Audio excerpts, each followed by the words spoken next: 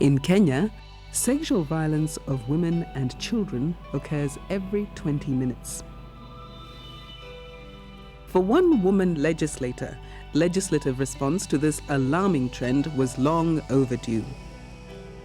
Njoki Ndungu, a nominated Member of Parliament, is the face to represent the case for gender-friendly laws that women in civil society have been agitating for. The previous laws that cover issues of sexual violence or sexual offences were first introduced into the country before independence in 1930. And therefore, the laws that we had were very archaic, very Victorian. She just recently passed through Parliament the Sexual Offences Bill that defines sexual offences and punishes offenders. Sexual violence, rapes, sexual assaults are the second highest crime that's committed in Kenya. The law is one way to go about it, and as a Member of Parliament, that is the approach that I decided to take. Lack of women in policy-making positions has meant that matters affecting women have been dealt with in an offhand manner.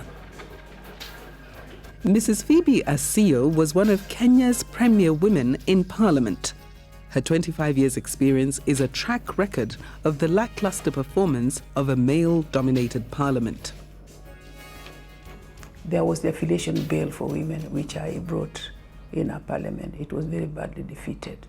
And yet the bill was simply asking for men who made girls pregnant to accept their paternity. At that time, we were only 3 women in parliament. It was very difficult for men to really appreciate the need to involve women and the need to have women participate in the policy-making organs of our country. Currently, the legislature has 18 women representatives out of 222 members. This dismal number is the highest in Kenyan history. Through the sensitizing and lobbying phase, Njoki traversed all over the country to garner support for the bill. In support of the bill, women's voices were raised and heard through full participation in social, economic, political and cultural fields by women civil society organizations. But there still remains an imbalance in the representation of women in decision-making, parliament, local authorities, and in other institutions of governance. While there will be no magic bullet solution to the issue of sexual violence, some critical lessons were learned. Mass education on a nationwide platform was crucial for the bill to pass.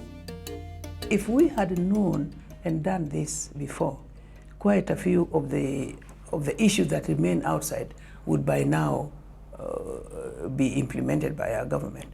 But this was a very good lesson that we learned, that when a woman brings a bill that concerns the welfare of women or children, that we must sensitize our people, that we must mobilize, that we must advocate for that bill. Unless women are given great opportunities to participate in all aspects of governance, their rights and status and issues affecting other fields will remain compromised. Women need to be empowered for the nation to prosper. Empowerment is about building the capacity for women leaders.